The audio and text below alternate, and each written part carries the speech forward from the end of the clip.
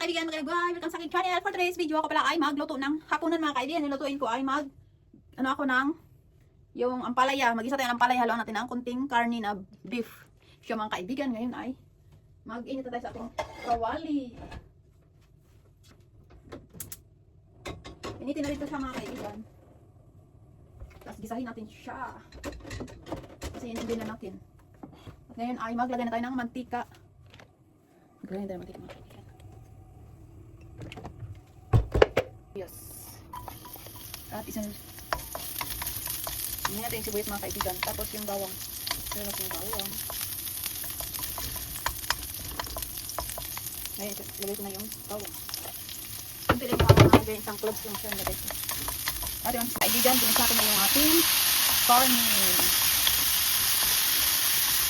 Beef ko siya mga kaibigan. Yung ating corny. Haluan natin yan ng kunting ampalaya na vegetable. I-simmer lang natin yan hanggang yung pang malambot natin tapos pag natilagay yung ating ampalaya. Kaya takpan natin yan. Diyan ay ilagay natin yung ating ampalaya. Atin siya. Mikis-mikis natin yan. Ang baso. Pinakit siya ng kulit. Para masalat. Tapos simplahan natin yan. Ito yung powder lang siya. Tapos pamit pa.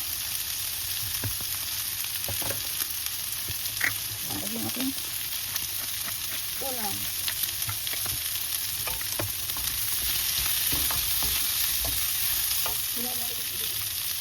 Kunting water. Ito lang.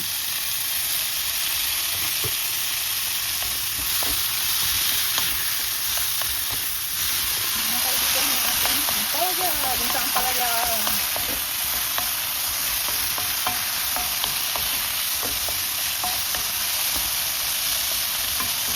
I-half-cook lang natin yan mga kaibigan para hindi siya makakait. Ginisa ang palaya mga kaibigan. Mikis-mikis natin yan. At nalaban na lang ito mga kaibigan. Few minutes later, ay luto na yan mga kaibigan. Yung ating ginisang ampalaya na may karne. At hindi ko na nilagyan ng asin. Ayun lang mga kaibigan. Naluto na yun mga kaibigan. Kaya off na natin yan. Ayun lang mga kaibigan. Nakaluto na tayo ng hapunan mga kaibigan. Ayun lang mga kaibigan. Thank you for watching.